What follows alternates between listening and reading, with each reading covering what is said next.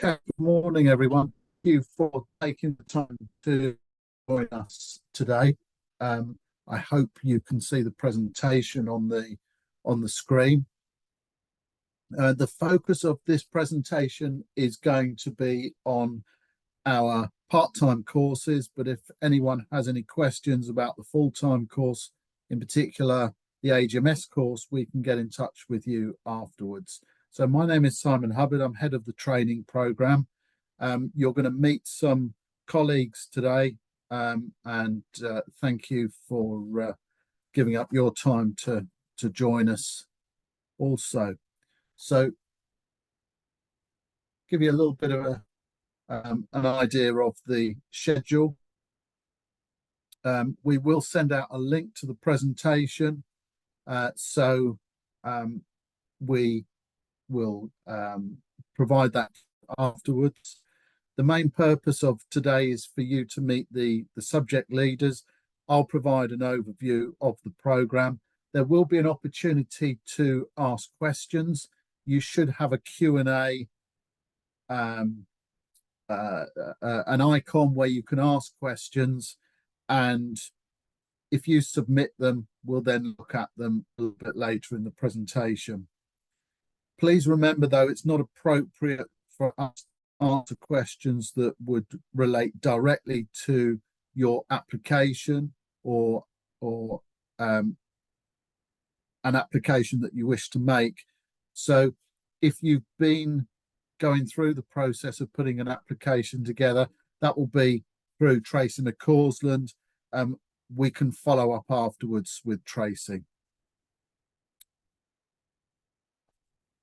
So just to give you a little bit of background to PGA education. Education has been in existence since the early 1960s. It then became compulsory for people to go through some form of education, and the PGA then developed its own diploma award. In 2002, the AGMS program was introduced, and that is awarded by the University of Birmingham. That's a full-time, full honours degree. And in 2004, we introduced the foundation degree program, again awarded by the University of Birmingham. In 2016, and to take advantage mainly of the funding opportunities in Scotland, we introduced the DIPHE, which is awarded by the University of the Highlands and Islands in Scotland. So we have around between 900 to 1,000 students on the programme, and around 60 students on our AGMS programme. So that's a little bit of an introduction to the academic offering that the PGA has. And what I'm going to do is now to hand over to Lewis for the sports science modules, a brief explanation of them.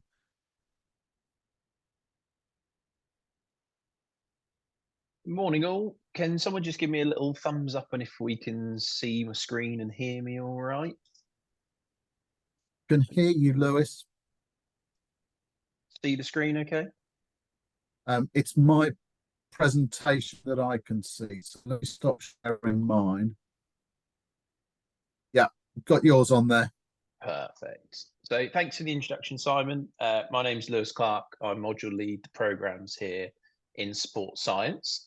And what we're going to do for the next sort of 10 minutes or so, I won't harp on about sports science for the whole presentation, is lead you through what my module sort of entails over that 3 years. And some of you may be thinking, oh, sports science, does that really sound like that interests me?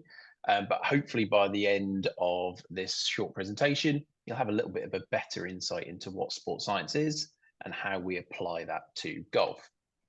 So to give you a quick start, when we look at what sports science is we have this lovely graphic here, which entails all of the roles which sports science can happen. So this solves as two purposes, tells you a little bit about the depth and width of sports science, but it also gives you a role and an idea of the roles which are available in the sports science industry. And of those, what are also available to golf pros as well. So we have people like sports psychologists, we have sports nutritionists, physios, biomechanists, which is my background, physiologists, and then finally strength and conditioning coaches. And we've really seen a bit of a lift in the growth of sports science in golf and how these roles look. So on the left of your screen, you'll see Rob Hopkinson, who's one of our PGA tutors. He's also a PGA member, and he's a physio and strength and conditioning trainer on tour. We've also seen the role of the golf coach develop, and some people become biomechanists, and we have Chris Como as a good example of that, working with Tiger. And then finally, on the right, some of you may have noticed Julie recently more in the media circles due to her work with people like Wyndham Clark, but she's an applied psychologist. So typically, people think of sports science as someone with a lab coat on in a lab with a Bunsen burner. But what in essence it is all these different faceted and multiple opportunities available to you. Now, to give you a little bit of an idea on what this looks like in a golf setting, and especially from an education setting, is in year one, we cover warm-ups. So I just want you to have a quick 10-15 seconds to think about what your typical warm-up looks like before you play golf. And once you've had a little thought about what your warm-up looks like, I want you to also think about maybe some of the warm-ups which you see at your golf club from varying handicaps. Or first person I think of is my dad a lot. My dad's warm-up typically involves getting to the first tee 1 minute before the tee time. My warm-up looks a little bit differently, but what we typically hear when you don't understand the value of warm-up is maybe some bit hitting of the balls on the driving range or in a net, a little bit of putting, some poor static stretching, and then tee off and away you go. Now, what we know from the research is that static stretching isn't the most beneficial to us, whereas dynamics are. So static stretching typically involves holding a joint in a position for an extended period of time, and it decreases strength for up to 60 minutes post-stretch, and that reduces power, and it's been proven to reduce clubhead speed, ball speed, centerness of strike, carry distance, and then drive distance as well. Whereas dynamic stretching involves working a joint through a range of movement. It can be used to physically assess the golfer as well, and it can significantly increase power, and it's also been proven to increase clubhead speed, ball speed, carry distance, and drive distance. So when we give you this information and when we teach you this is part of your year one residentials, is you can use it to, one, inform your own game, which is always a win, but also to inform your client's game and people at your club. And we'll come on to a little bit about how people are doing this in the real world. So takeaway message early on, dynamics over statics, a bit for your own game there. In year two, we then go on to junior development and start to look at things such as fundamental movement skills and sports skills, looking at the stages of development juniors go through, and also what to do as a coach. So this is where we really work closely alongside the coaching module to figure out what's the best way to tackle coaching juniors. It's something which assistants tend to get passed on to early on in their journey. And it's important to understand that they're not just mini adults. They are very different and they have very different needs, especially from an anatomy and physiology perspective. In year two, we look a little bit further into the psychological aspects. I'm sure a lot of you will understand there's a big mental component to the game of golf as well. One of these components is self-determination theory, of which we have three key pillars. The first one is autonomy. So we'd like to give choice to the player or to our client. Competence, so making them feel good, not making the skill too difficult. And then finally, relatedness. And it's really important that we form relationships with who we are working with. And then finally, in year three, we give you a nice intro into on-course nutrition. And again, give you some really practical tips on how you can go about implementing this, one for your own game and two for the clients that you have as well. And what we do, a really nice recommendation is how we use our scorecard to our advantage. So in theory, you're going to look at your scorecard every hole. So if we circle certain holes like the 5th hole, for example, here. We can undertake a little snack like an energy ball. And on the 10th, again, a nice reminder to have some sort of wrap, which has a bit of carbs and a little bit of protein. And then finally, on the 15th, banana. And some of you will think 15, that's quite late to eat, but you still have a little bit of your round to go. It's important to maintain that performance rather than see a performance drop off. So there's a bit of an intro into how we use some sports science disciplines and how we integrate them into the golf world. Now, I wanted to finish on what we traditionally hear from students every single year. And some of these are real quotes, some of them have been pulled together. And the first one is it helps coaching interventions and mainly for increasing speed. So in sports science, we talk a lot about increasing clubhead speed. We know clubhead speed really links well to money earned on PGA Tour. It also links really well to strokes gained in the amateur game. So if you can find speed, great. And we do a lot of work around how we use sports science principles to increase speed. Some of that could be through strength and conditioning. Some of that could be through nutrition, increasing power there. And some of it could be through biomechanics and applying technique, like in coaching interventions. The other one that we also get is it increases income revenue streams. And this is typically by clinics. So I had a student this year who said they'd recently introduced a clinic on warm-ups and visualization. So 2 topics that we've covered on the program.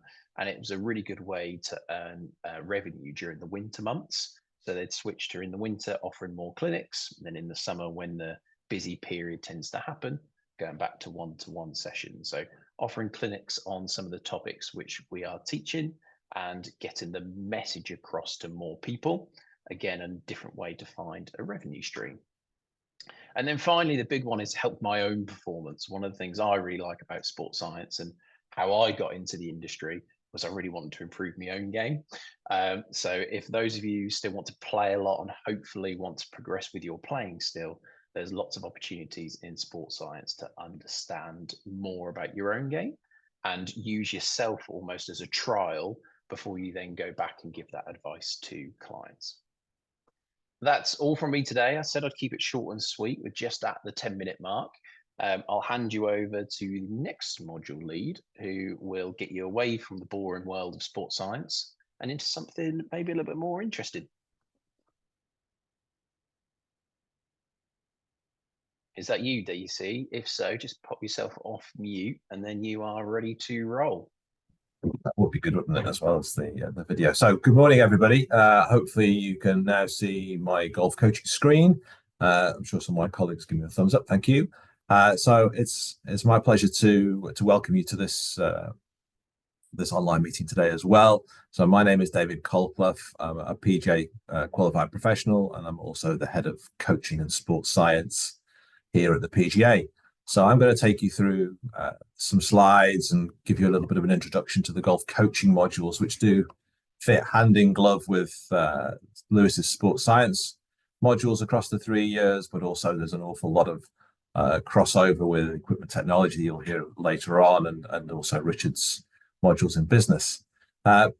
It's fair to say that coaching golf is something that pretty much every PGA professional does.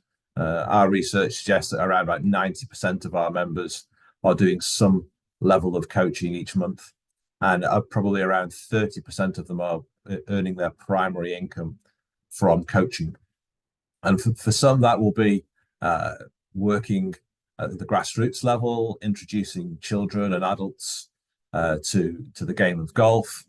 For others, it will be working within that club space, keeping juniors, adults within the game, so retaining their participation and hopefully increasing their enjoyment of the game.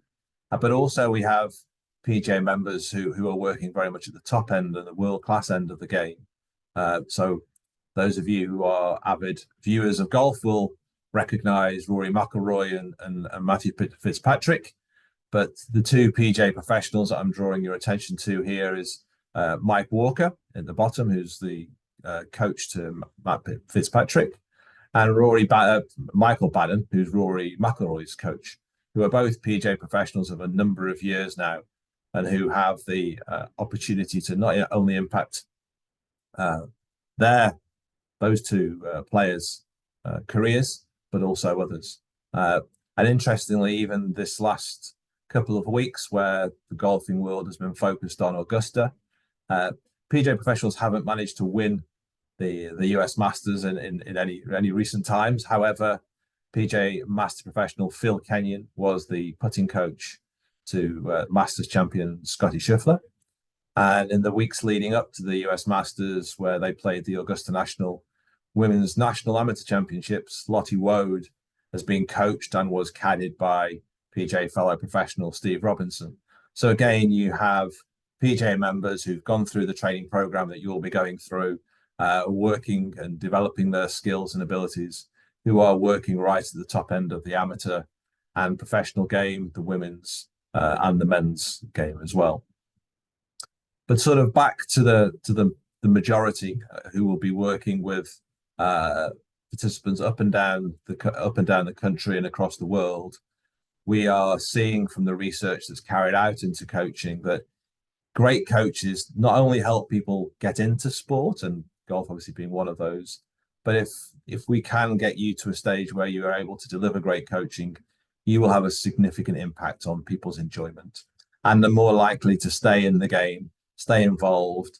And as a result of that, given that we are the Professional Golfers Association, there's a likely benefit to you as a professional with regards to the financial returns on that. So what we hope is that through the training program, you will be able to take people from a coaching perspective, from the driving range to the golf course, and to becoming a frequent player as quickly as possible. And that's important for a couple of reasons. It's important because, as I say, as a PGA professional, the main aim will be for you to earn your living from the golf industry.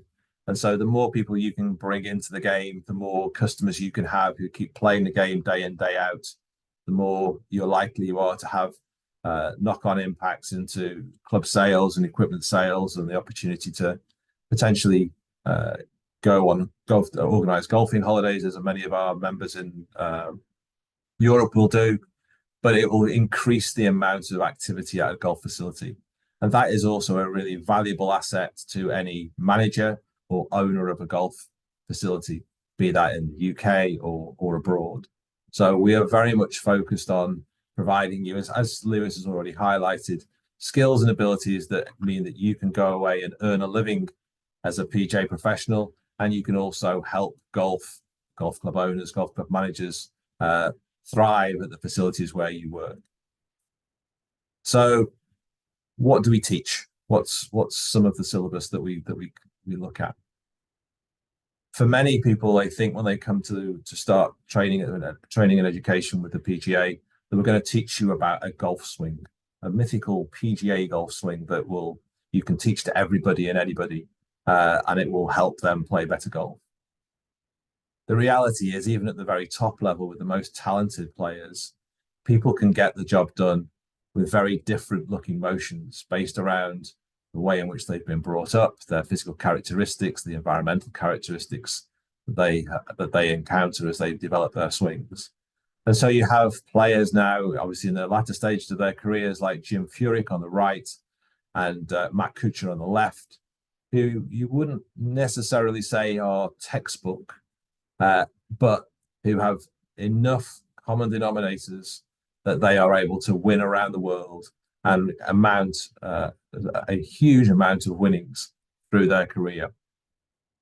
And the reason why they're so good is at the cornerstone of what we will endeavor to teach you about as you come through the training program, and that is they can control the club through impact, and as a result of that, improve or control the golf ball on its flight. And so one of our leading master professionals is Mr. John Jacobs, who's sadly no longer with us, but is probably seen as one of the key figures of the golf coaching industry over the last 50 to 60 years. And he said in many books that the sole purpose of the golf swing is to create a correct impact. And how that is done, so the technique employed, is not as important as long as you can repeat it, and as long as you can produce the ball flight that you want for any given shot. So the science, the sports science that Lewis has talked about, is combined with golf science, and physics of impact. What is it that happens at the moment of contact that is going to influence the trajectory, the distance, the direction, and the curvature of the golf ball, regardless of the shot at hand? And you'll learn about that. You'll learn about why these various different ball flights, some meant, some not meant, by golfers, occur, and that will put you in a very powerful position to be able to work with as many different levels of golfer as you possibly can, be that those who are being introduced to the game at grassroots level or those at the very top of the game that we've highlighted already. Alongside that, we'll teach you a lot more about what it is you need to coach. So we'll look at the technical and tactical elements of the game. As Lewis has already highlighted, that crossover between coaching and sports science will help us address physical, the mental, lifestyle, and as you'll hear from shortly, Philip's side of the syllabus, the equipment side of the game.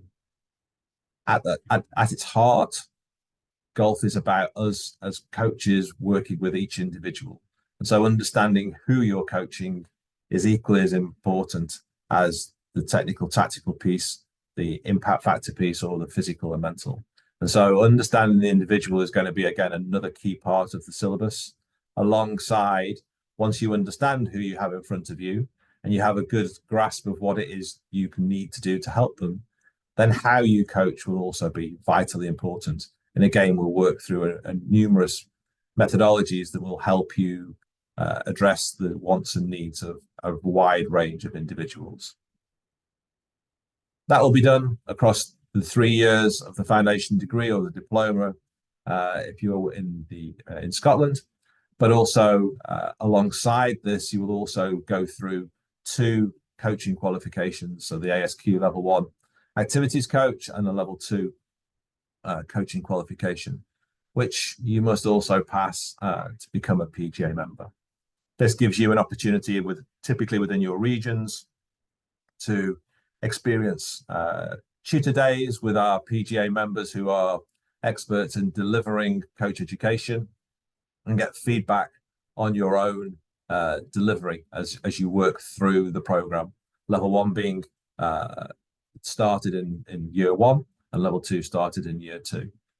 And overall, what we're really looking for is, as you develop and as you get exposed to more coaching, your key question, the key question I was always using as a coach when I was asking an individual is how can I help?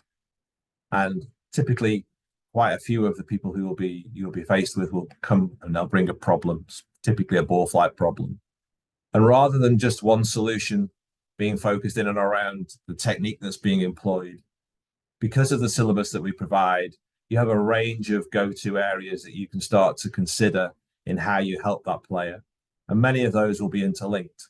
But ultimately, the direction of travel is that you as a coach have a range of solutions that you can apply to an individual as opposed to just one. And so in closing, as we look into your future, and hopefully you will become a PGA trainee in the very near future, we don't know whether or not how much coaching you're going to do, but we do believe that you will be able to become the CEO of the facility where you work. And that's not the top boss who's doing the management, that's the chief engagement officer. Somebody who, using their coaching and sports science skills alongside the other skills that you'll be listening to today, will be able to inspire people to take up the game, engage them so that they feel like they are a golfer, and then convert and retain that business, not only for yourself as an individual trying to earn a living within the golf profession, but as I've already highlighted, someone who's seen as a really valuable part of the organization at a driving range, a private members golf club, or a resort, or any other area or facility where PGA professionals will be seeing coaching on a daily basis. So good luck with whatever you decide to do. Hopefully, I'm sure coaching will be a part of that. And now I'm going to pass it across to Philip. Thanks, David. Sharing my screen. I'll just bring mine up. Go. you see that okay? Yep, you got that. Got you there, Philip. Yep. Perfect. Morning, everybody. Thanks for taking some time out to come and speak with us. My name's Philip Dye, and I am a lecturer, and I deal with the custom fit and equipment technology modules. Like David and Richard and Simon, I am a PGA member, and after graduating from the course, I decided to specialise on custom fitting and equipment technology, which I did for a couple of years, both here in the UK and for a couple of years abroad as well, before coming back about 7 years ago now to take up this position and lead on all the modules to do with golf equipment and custom fitting. And like David and Lewis, I'm just going to give you a really quick whistle-stop tour of what you can expect on the program. In the first year, we have a key industry skills module where we'll introduce a range of different ideas and concepts that are going to be helpful across all sorts of different roles and experiences that you'll have on the training program, but also working in the golf industry. And I think that's really important, that you get this kind of broad range of skills, and where possible, because you'll be working in the golf industry as well, we'll try and make as much of the information relevant to you now and where you are at in the program, so that you can take the information that you learn and start to apply that straight away.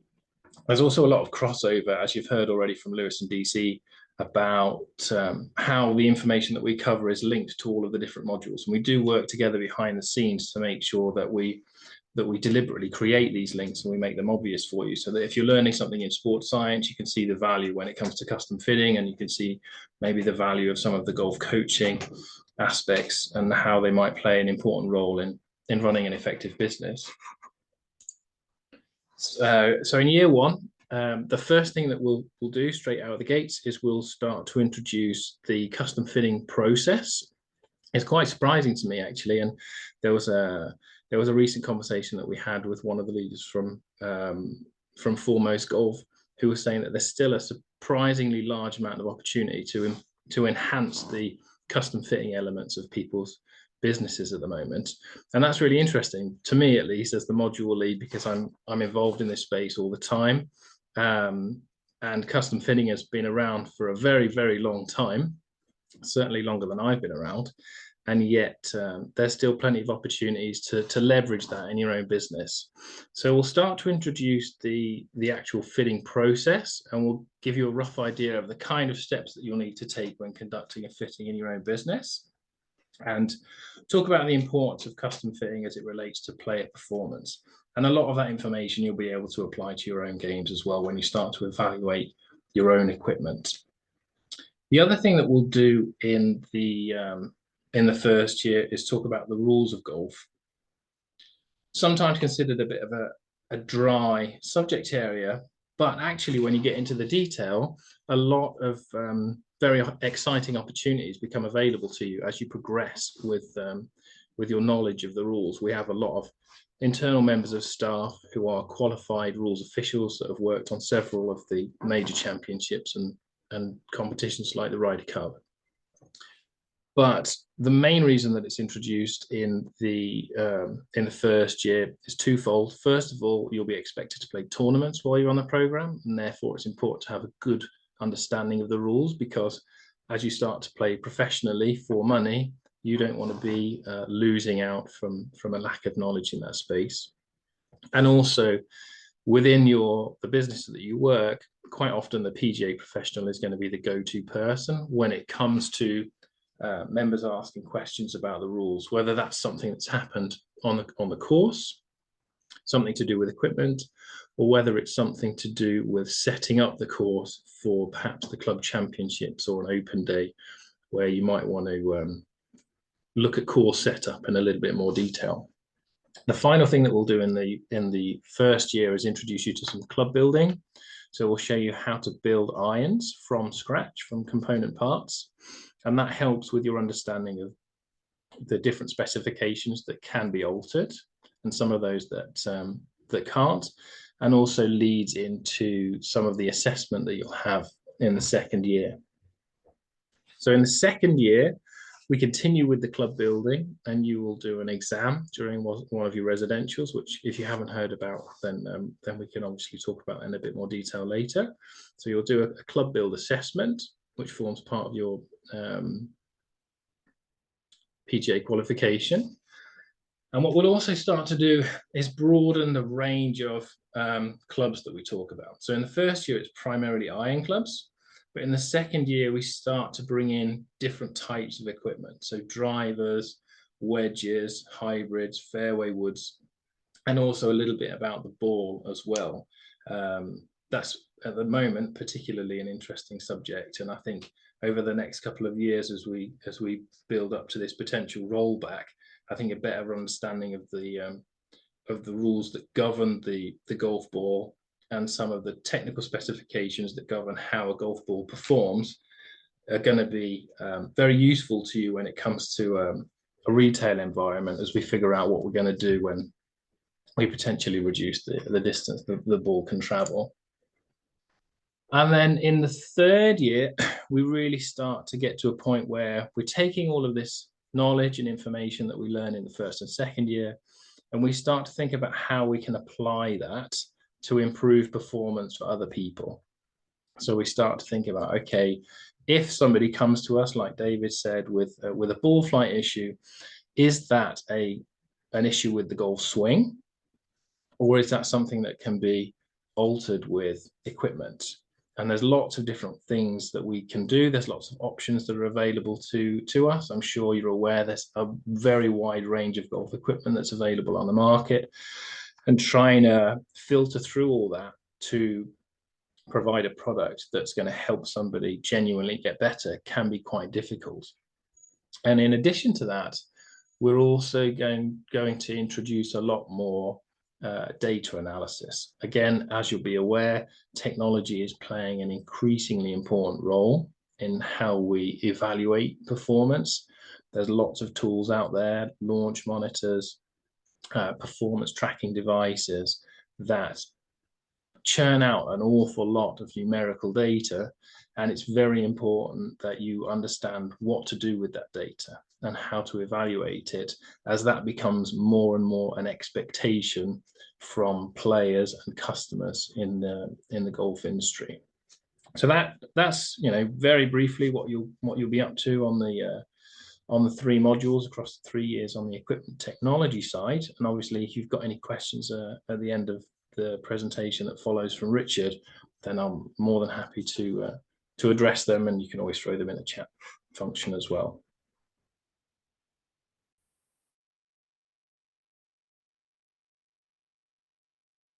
Hello everyone, my name is Rich Talboys. I'm the lecturer for business and management. Hopefully you can hear me and see my screen okay.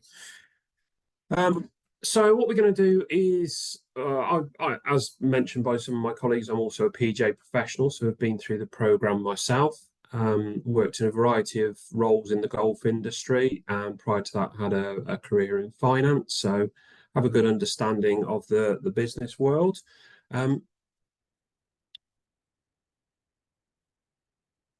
So these are the 4 main routes that people go into when they are completed their program. Obviously, there are a lot of other roles out there, but these are 4 of the popular ones. I think it's safe to say that all of them require an understanding of business in order to be successful. So what we try to do is give you the knowledge and skills, no matter what you do once you've qualified, whether running a pro shop, managing a team of people, or playing or coaching full-time to be successful. So what does the business aspect of the training program cover? So in year 1, these module topics are called something different if you're doing the DIP HE program in Scotland, but it's the same sort of content. So we're looking at basic workplace skills, so soft and hard skills, time management, selling, networking. Customer service plays a big role in this, and there's also an emphasis on personal branding and social media. During the residential, to get the opportunity to create a short video, which you can use on social media if you want. And then moving into year 2, we look more at the wider perspective of business. So look at the macro and micro economy, customer engagement and relationships, managing staff and motivation plays a big role in the year. And there's some more management style topics such as recruitment and selection. And then finally, moving into the last year, we delve into business finance. So we're looking at sources of finance, financial recording, budgeting and forecasting, and most importantly, analysing business performance. We also have the topic of taxation included in there, which helps you with your job roles and how you can work out what tax you're owed. And over the 3 years, as it says on the screen, business accounts for 60 credits of the course. That's 25% of the programme. So throughout the years, we try and give you an understanding of theories and practical understandings of the golf industry, but also help, build and improve on those skills that you need to be successful whilst you're doing the training and help in the facility that you're working at. Just going to give you a few facts and figures to get you thinking about the business world that you may be moving into. There's a couple of questions, but don't worry, there's no testing on this. Recently, the PGA, in conjunction with Ipsos, recently completed the Golf for All research program. So just have a few seconds to think about how many adults in Great Britain and Ireland currently engage with golf. That's either played a form of golf or watched it or just engaged with it. So those are the numbers to have a think of. Basically, the research found that 22.4 million people in Great Britain and Ireland have engaged in golf. So what does that actually mean? So in terms of numbers, 4.9 million play on course, with then a vast percentage of the remainder playing adventure golf. 25% solely use a driving range, 16% just use a pitch and putt course, and 9% play simulator golf, so indoors. So there's quite a difference in the way golf is engaged with. It's not solely on course, but there's a huge market here for us to investigate. The second question, and probably the main reason why people get into sort of the golf business, making money, it's the founding of all businesses. So what percentage of regular golfers intend to spend more money on golf related purchases over the next 12 months? Just have a little think about what that could be. So here are your options. If you guessed 55%, you'd be absolutely correct. So well done if you've got that right. On top of that figure, over 30% of occasional golfers were going to spend more, and around 13% of infrequent golfers were also determined to spend more money on golf. So hopefully that's just given you a really brief overview of how large the golf industry is. And that's just Great Britain and Ireland, not including, the rest of the world. So thank you for listening to me. I'll just hand you back over to Simon.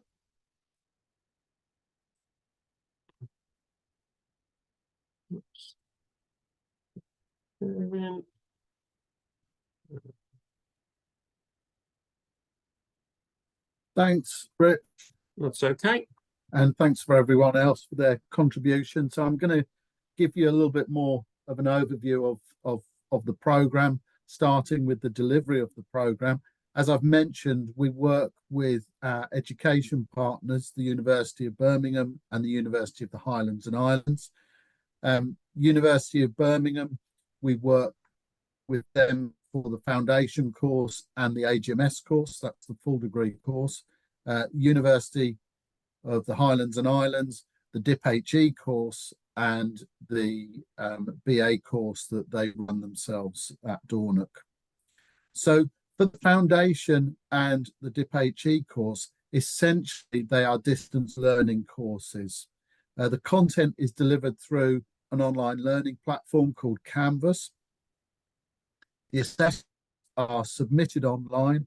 There are some practical assessments, as you possibly heard from when Philip was speaking and when David was talking. Our trainees come to us on for the residentials, and the content that we provide at the residentials, they come for 1 week of the year in each of the 3 years of the program. The is delivered by PGA tutors and prepared by the PGA lecturers who you've been listening to. What we try and do to focus everything on the practical aspects, so parts of the course that we can't deliver online. So they're good experiences when people come to the residential sessions. We also have a mentor program. The mentor program assists the trainees as they're progressing through the course. So if you think about the roles of a PGA professional, the normal ones that spring to mind are either the club professional or the assistant pro. And what we would like to get over to you is that there are lots of different roles that PGA members fulfill. And hopefully this is reassuring if we've got any parents that are watching, that you know, a career in golf can really be a career.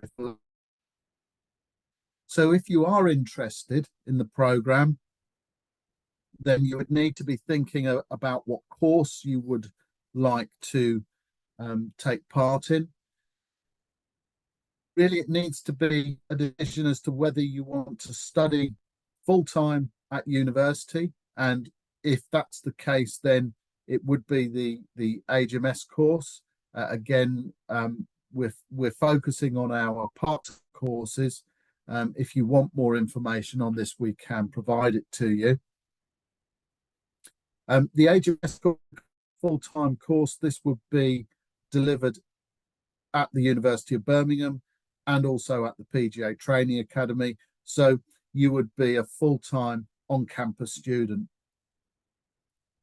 If you're looking at the foundation program or the DIP-HE essentially, if you're based in Scotland, what we do is create a course that is designed to have a combination of work at a golf facility and you studying. You would be working at a golf facility with a PGA professional, and they would be acting as your training professional. So that's how we work it, because we like to think that we provide the theory, and then that theory is put into practice at the trainee's place of work. Initial education program, the academic part of it is a 3-year program. Quite often the trainees will then have, between those 3 years of study plus an additional 4th year to get anything else that they need to get done to then be able to apply for membership. As I've said, it's on the job at a golf facility with the online learning platform. And the assessments are a mixture of written assignments, written exams, and practical assessments. So the entry criteria: over 18 and have a minimum of 4 GCSEs. Handicap: the upper limit for males is 6 and for females is 8. Excuse me. And you would need to provide a playing history for the last 12 months so that we can see that you're playing regularly and playing in tournaments. You would need to have a suitable workplace, and as I've mentioned already, you would need to have a PGA professional there who would be acting as your training professional. You would also need at the start of the course to have a DBS, so a disclosure. For someone that's going to start the course in 1st of October of this year, they would complete hopefully the foundation or the DIP-HE course in July 2027, which means that they would be graduating as a PGA member in April 2028. There was a question that someone asked about they were looking at making a career choice, and do they need to be in work? Yes, you do need to be, and hopefully I've explained the reasons why that is the case.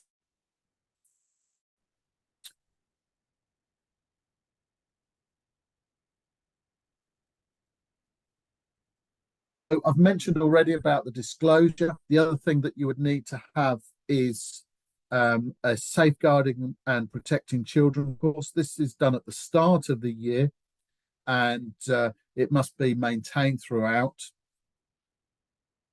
You, as David mentioned, will also do the level 1 course. That's normally done during year 1, and then the level 2 course starts in year 2 and then will be completed in year 3. We also require our trainees to have a first aid certificate because of the environment that they are working in, and people need to play a minimum of 21 PGA recognised tournament rounds.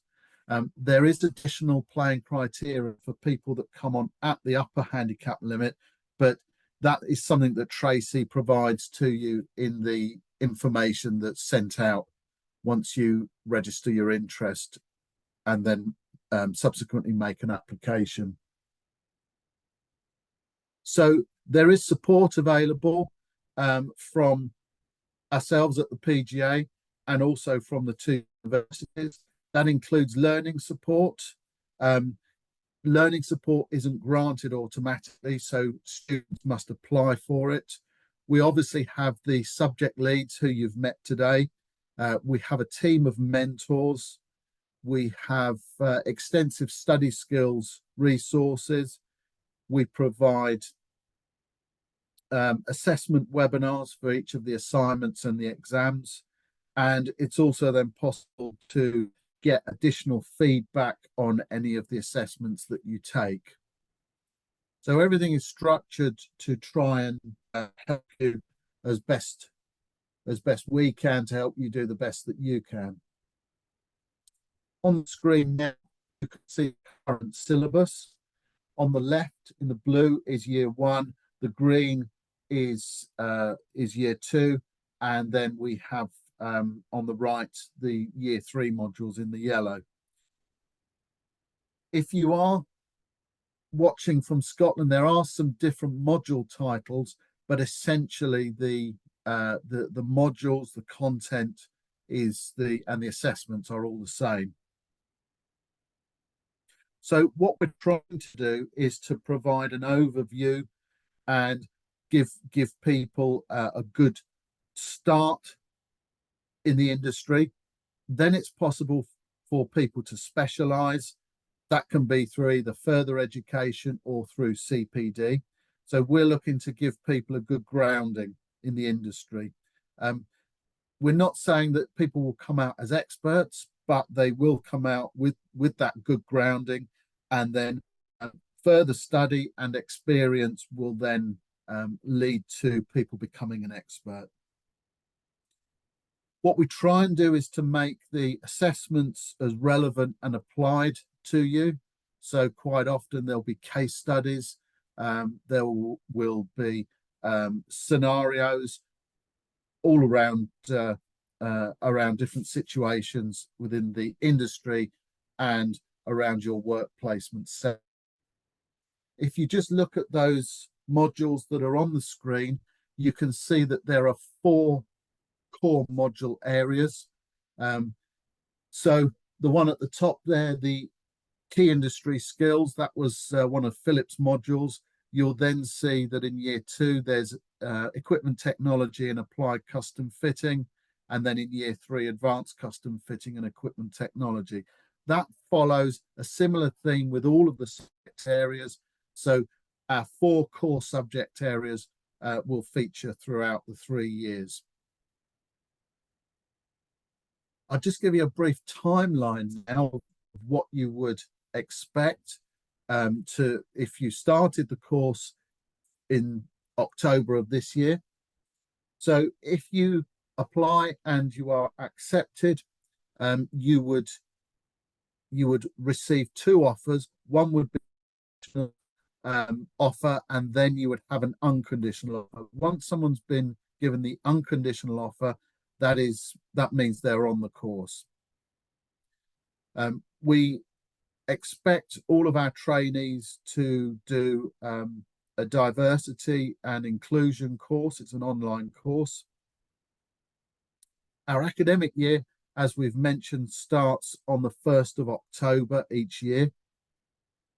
What you would then have is usually in the middle of October, some of the induction sessions, and then November and into December is when the year 1 students come to the PGA National Training Academy for their year 1 residential.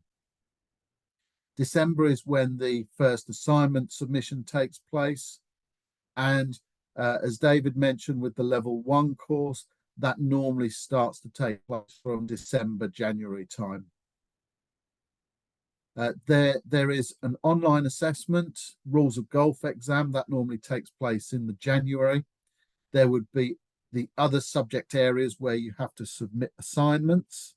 And then normally end of April is when we have our exam week. So all of our students will be getting ready for the exam week that takes place next week.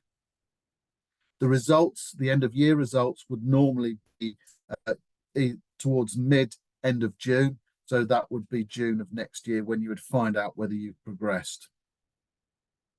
We've mentioned the residentials. And the residentials, they take at the National Training Academy. There's 1 each year of study. And what we try and do is provide practical content that we deliver online. You would stay on site at the Belfry. Trainees stay in the pods if you're familiar with the Belfry setup. They take their meals together. It's a great learning environment for students. It's also a real opportunity for people to meet other people, to meet their peers, and hopefully to make new friends. So that is effectively the first 2 years of a course.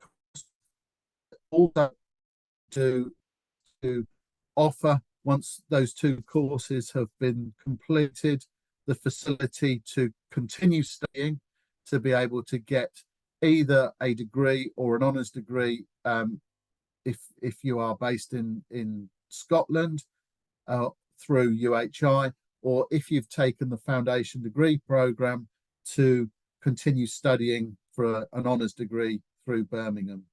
So these 2 opportunities make it unique that you can go through the program and then come out with an honours degree, particularly with the academic requirement that is necessary at the start. What we'll do is give you more information about the degree opportunities once you have started on the course. But it's worth knowing, and again, perhaps for parents to know that people can come onto the program and they can get a full degree. Hopefully that will be used within the golf industry, but it's obviously something that if people do decide to move on to a different industry, they can still take that degree with them.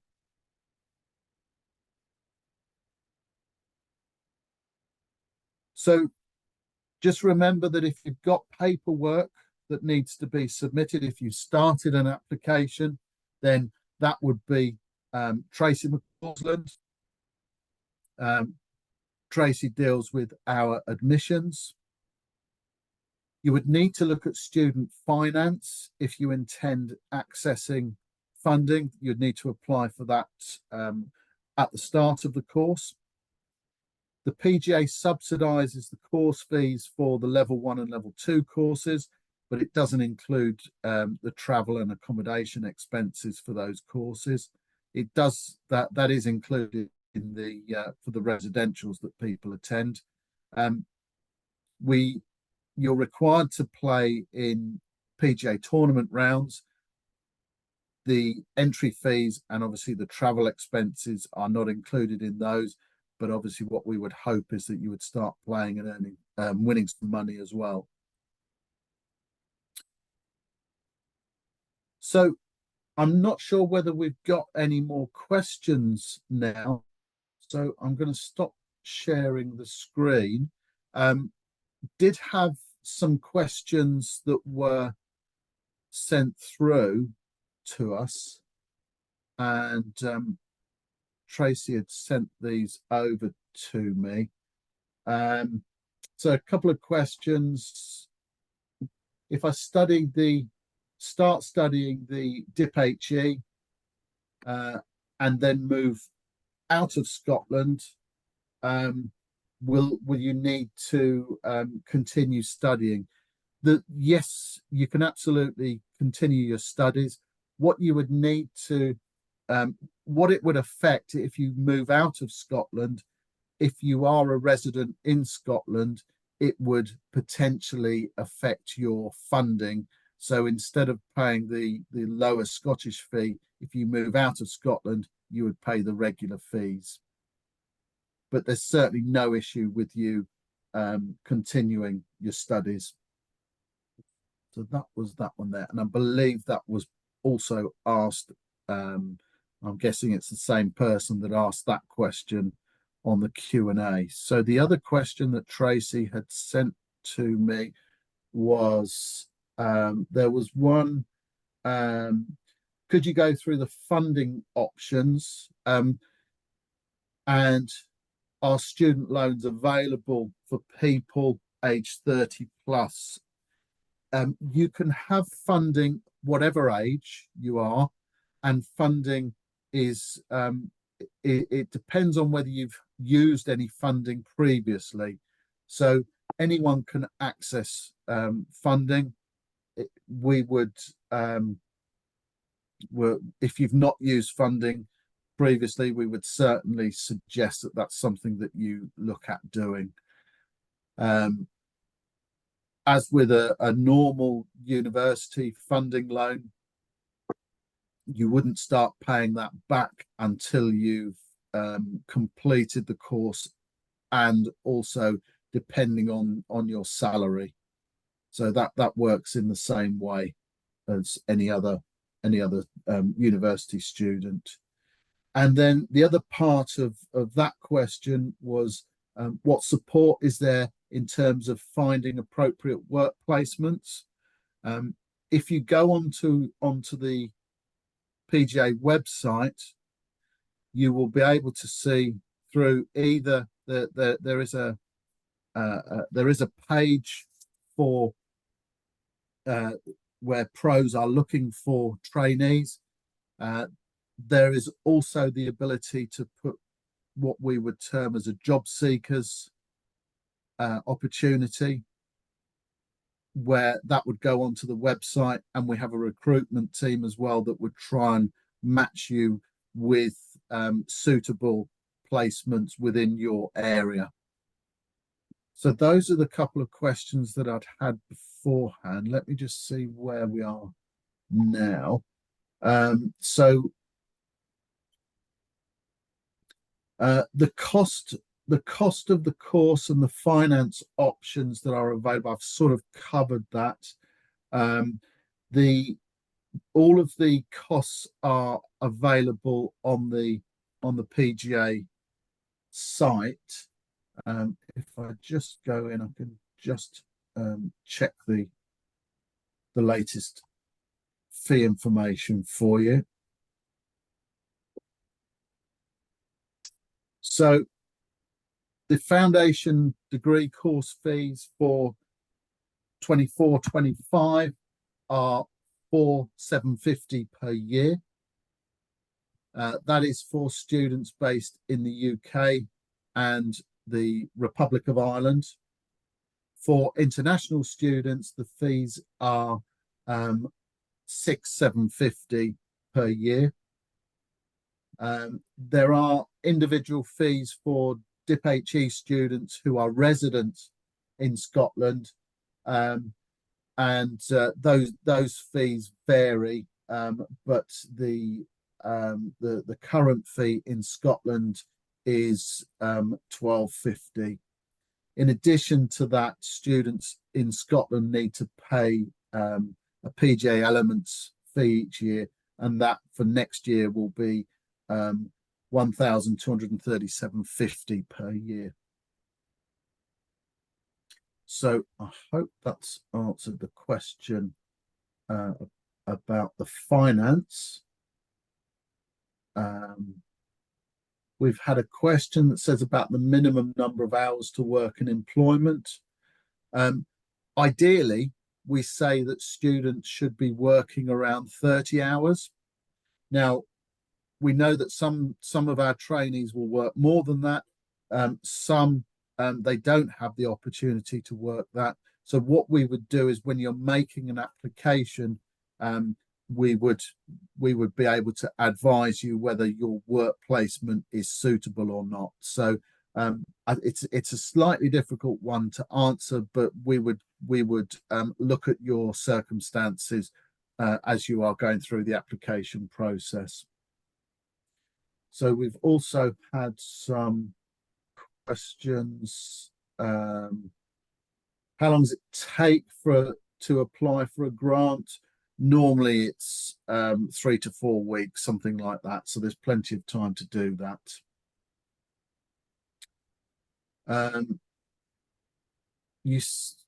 Another question, can you explain about the PGA subsidy you mentioned? So this is for the PGA subsidises course fees for the level 1 and level 2 courses, and for the course fees, the PGA also includes for foundation students the fees, the cost to attend the residential. Is the PAT test still used? No, we haven't used that for around 5-6 years now, something like that.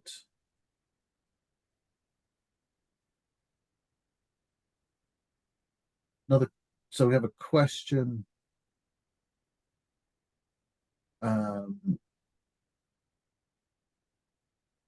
I've only ever played competitions at my home club and do not have any competition results to share aside from my rounds on England Golf. Is there requirements for what I must have played before applying? So what we would expect is we expect a 12-month playing record, and within that playing record there should be we understand there's going to be some everyday rounds played, but we would also expect to see some tournament rounds from your home club. If someone is applying without any tournament rounds and just day scores, then we would most likely not accept those. So is employment at a golf facility required? Yes, it is. I think we've covered that.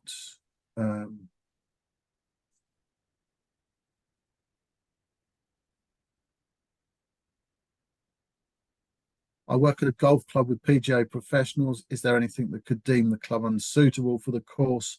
The criteria is that there is a PGA training professional on site, and the PGA professional is required to work within the PGA regulations to assist a trainee. So there shouldn't be anything that is unsuitable.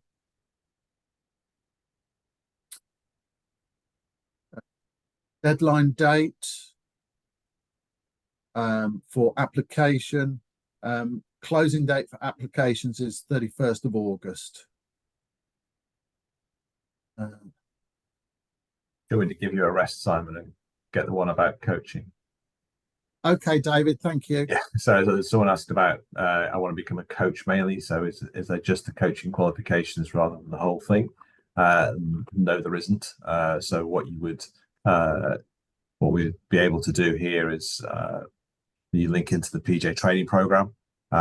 As we've hopefully all articulated, our sections intertwine quite heavily, and so the requirements of not only being good at coaching but understanding how to run a coaching business and how to work with the golf clubs and the golf balls and the technology around those is all designed to make you or equip you to become a professional coach. So if the desire is to go down the coaching route, then the recommendation is, and the access is through the foundation degree program or through the AGMS program, because ultimately that's going to equip you best to be a professional coach. Back to you, Simon. I think the rest of them are more your questions. Thank you, David. Thanks for covering that one. Studying alongside your work, what we would expect is around 10 hours of study per week. This is an interesting question.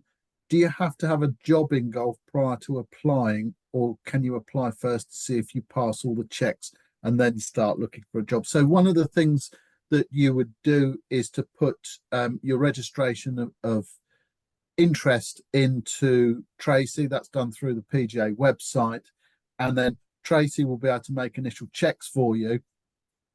And then if you meet the criteria, then you would be able to start the application, and then if you need work, then we would be able to help you, as I've mentioned before. Okay, is a tournament round considered as a regional tournament or just a local club competition? Also, does the foundation course enable one to become a PGA professional at the end, or is the further degree needed? Okay, so some good questions there. Is a tournament round is when I say that tournament rounds are necessary as part of the course, they need to be played. So you need to play 21 recognised PGA tournament rounds. So they would either be regional or national PGA events. Once you start the course, you can't just play in local club competitions. You can, but you can't submit them as one of your 21 required rounds for us. At the end of the course, for you to be able to apply for membership to become a PGA professional, obviously you've got to complete the either the foundation or the DIP-HE, the level 1 and 2 coaching courses. You need to have those other elements that I've mentioned during the presentation. You don't need to go on and do your to complete the degree to become a PGA professional. So yeah, hopefully that's Simon, for you. Can I just come in for that as well? One Yeah, quick one. please. Yeah, I think the additional top-up qualification is not needed to move into membership. But what we're finding is, as we see golf moving and becoming more popular in the Middle East and the Far East, it's becoming a requirement for a full honours degree to have a visa.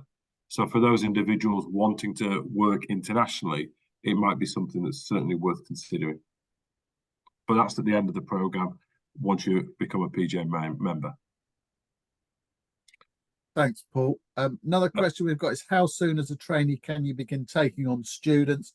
I'm guessing this is from a coaching perspective. So, David, do you want to come in on that one? Yeah, sure. So, Sam, you'll when you enter into your agreement with a training professional, start work, and then start to you're enrolled onto the level 1 activities coach qualification, we are asking for the training professional to supervise initial contact between the trainee and students. So typically we find that anybody coming into the industry needs some support and guidance from the training professional initially on how to structure a lesson, how to conduct themselves, and what to teach. So the training program is providing some of that, and the training professional is providing some in situ support. And then it becomes a question of the judgment of the training professional as to how much a trainee can take on, whether that's initially just the odd junior lesson, group lesson, adult lesson, supporting the training professional with the delivery of sessions that they are leading. Each case will be different depending on the experience that you have as a coach as much as a player. And so I wouldn't expect you to be walking in and in the first year have a full book of lessons at your facility, because that's typically unrealistic. But we would expect you to be in working with your training professional on a suitable workload for coaching, so that you give the best experience you can give. As we sort of talked about at the very start of my lecture, your role and the role of the training professional very often is to engage with participants and get them into the game. So we want those experiences to be as good as possible. And so the training program plus the support of your training professional hopefully provide you with the best sort of platform from which to start coaching. And as you progress through the training program, I'm sure if you're good and if you apply yourself to the program, then the amount of coaching you'll be able to do will increase as the years go by. Thanks, David. We've had a question about handicap requirement. There is so when you start the program, you would be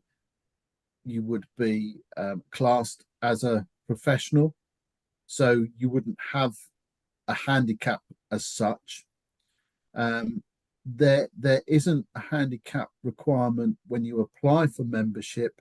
However, depending on whether you've come in at a lower or upper rate, then if you come in at the higher rate, you do need to improve your playing standard from your initial application, and you would need to play 4 rounds within 4 or better of par for males, or 6 or better of par for females. We have a question about the number of rounds from your playing history. There isn't a minimum number of rounds. However, it would be something that I think if you send in your playing history to Tracy and we have a query on it, then she would get back to you with some more advice as to what you need to do over the summer.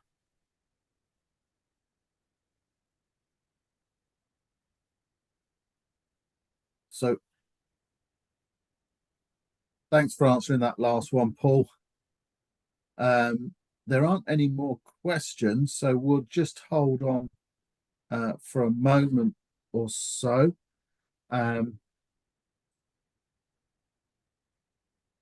What I would suggest you do is go onto the PGA website.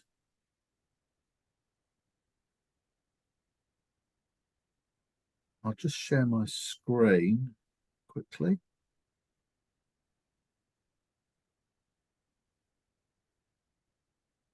So if you go onto the PGA website, you can then all of the information, all of the things that we've been talking about today and all of the requirements on the site. So it's worth you spending some time.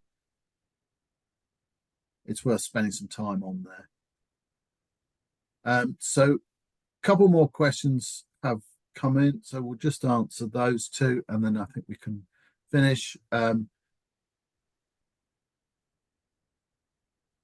So we've had, I heard the maximum handicap was 6. That's 6 for males.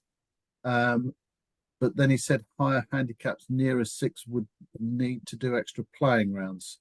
Yeah, I was sort of it's quite complicated, so I was trying to I'll just go through and tell you what the playing requirements are, but this is something that Tracy would send out to you. So all trainees, whatever handicap they've come on, would need to play 21 recognized PGA events before they can apply for membership. Students that come on, start with males. Male trainees that come on with a handicap of 4.5 up to 6.4, so between 5 and up to 6. And for females that come on with a handicap of 6.5 up to 8.4. In addition to the 21 rounds, they also have to demonstrate an improvement in their play whilst they're on the course and before they can apply for membership. And they have to play 4 rounds. Males have to play 4 rounds of 4 or better of par in PGA events, or females need to play 4 rounds of 6 or better to par in PGA recognized tournaments. So that is the playing, those are the playing requirements for you. Okay. We've got no more questions, so we're going to finish the webinar now. Thank you very much for your time. Particularly thanks to colleagues from the subject leads for their time, and for Paul, Dr. Paul Wiseman, who is the Director of Education for the PGA, for joining us. So thank you very much, everyone. If you have any more questions, please get in contact with Tracy through our admissions email address. Thank you.